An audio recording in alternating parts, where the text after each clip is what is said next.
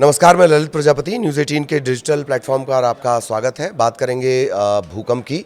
दरअसल रूस के पूर्वी कामचाटका प्रायद्वीप में बुधवार को 8.8 तीव्रता का एक भीषण भूकंप आया और 1952 के बाद ये सबसे शक्तिशाली भूकंप बताया जा रहा है। मेरा ख्याल है 52 में भी जो भूकंप आया था वो इसी द्वीप पर आया था, कामचटका में ही आया था।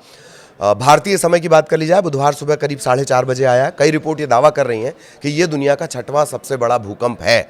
कोशिश होगी कि आपको उन भूकंप के बारे में भी बताएं। रॉयटर्स के मुताबिक कामचटका में 5 मीटर तक ऊंची सुनामी आई है। इसके चलते इमारतों को नुकसान पहुंचा है। यूएसजीएस ने बताया कि भूकंप का केंद्र जमीन से 19.3 किलोमीटर की गहराई में था। कामचटका के जो गवर्नर हैं व्लादिमीर सोलोदोव, उन्होंने एक वीडियो पोस्ट किया है। उन्होंने ये भी कहा कि ये जो भूकंप है ये दशकों में सबसे शक्तिशाली था। उन्होंने ये भी कहा किंडरगार्टन स्कूल को नुकसान पहुंचा है। जापान के मीडिया के मुताबिक देश के पूर्वी तट के पास 1 फुट ऊंची पहली सुनामी लहर पहुंची है। जापान की जो राजधानी है टोक्यो, वहाँ से 20 लाख लोगों को सुरक्षित जगहों पर जाने के लिए कह दिया गया है। इसके अलावा जो फुकुशिमा परमाणु रिएक्टर है उसे खाली करवा लिया गया है।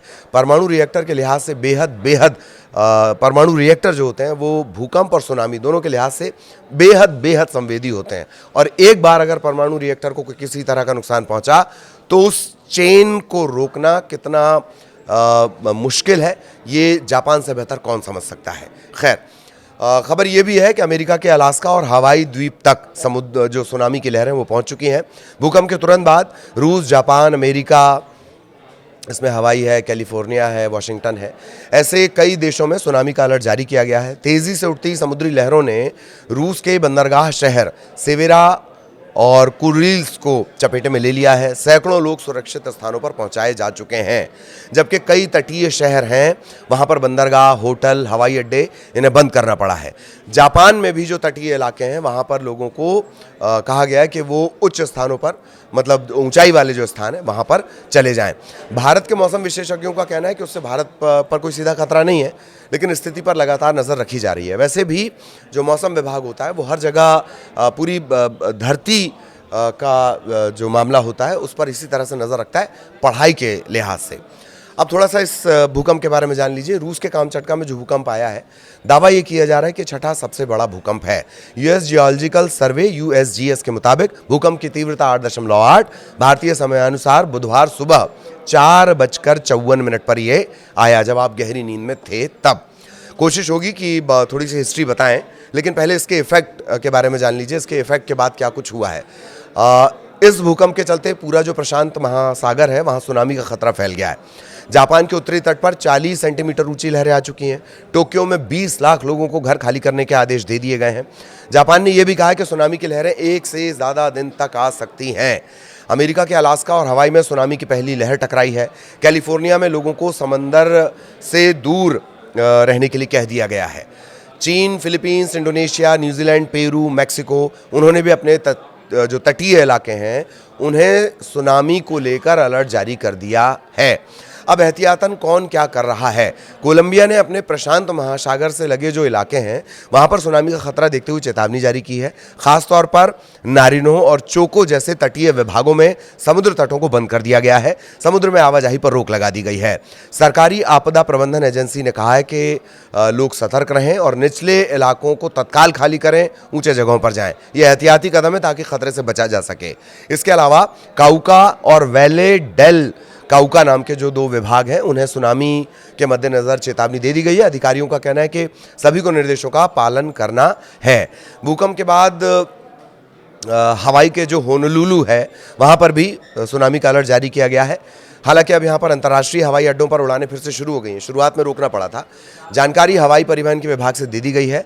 हवाई आपातकालीन प्रबंधन एजेंसी EMA, उसका कहना है कि व्यावसायिक बंदरगाह भी फिर से खोल दिए जाएंगे।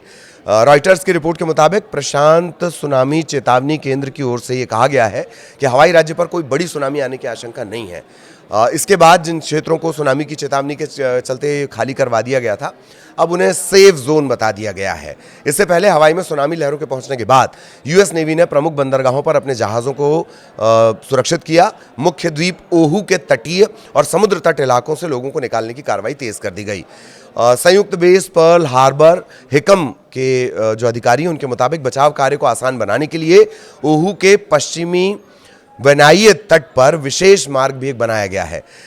सैन्य ऑफिशियल्स कह रहे हैं कि पैसिफिक सुनामी वार्निंग सेंटर और NOAA से राष्ट्रीय चेतावनी और ताज़ा सूचनाएं जनता तक पहुंचाने की कोशिश लगातार की जा रही है। अधिकारियों ने यह भी कहा, नेवी के अधिकारियों ने कहा कि सबसे बड़ी प्रायोरिटी यह है लोगों की सुरक्षा। जैसे जैसे हालात बदलेंगे पूरी तैयारी के साथ उनका मुकाबला किया जाएगा। अब जैसा कि दावा किया गया था, थोड़ी सी हिस्ट्री आपको बता देते हैं फटाफट। अमेरिकी भूवैज्ञानिक सर्वेक्षण USGS के मुताबिक ये अब तक का के जो दर्ज 6 सबसे शक्तिशाली भूकंप है उनमें गिना जाएगा। इससे पहले इसी तीव्रता के 2 और बड़े भूकंप हुए थे, 2010 में चिली के बायोबियो इलाके में और दूसरा 1906 इक्वाडोर के एस्मेराल्डास में ये भूकंप आए थे। USGS के मुताबिक चिली का जो भूकंप था उसमें 523 लोगों की जान चली गई और 3.5 लाख से ज़्यादा घर तबाह हो गए थे। इक्वाडोर में जो भूकंप आया उसके बाद जो सुनामी आई उसने 1500 लोगों की जान ले ली थी और जो लहरें हैं वो अमेरिका के सैन फ्रांसिस्को तक पहुंच गई थीं।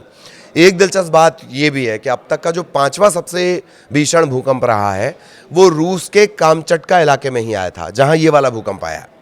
ये भूकंप 1952 में आया था। इसे दुनिया का पहला दर्ज किया गया 9 तीव्रता रिक्टर पैमाने पर 9 तीव्रता का भूकंप माना जाता है।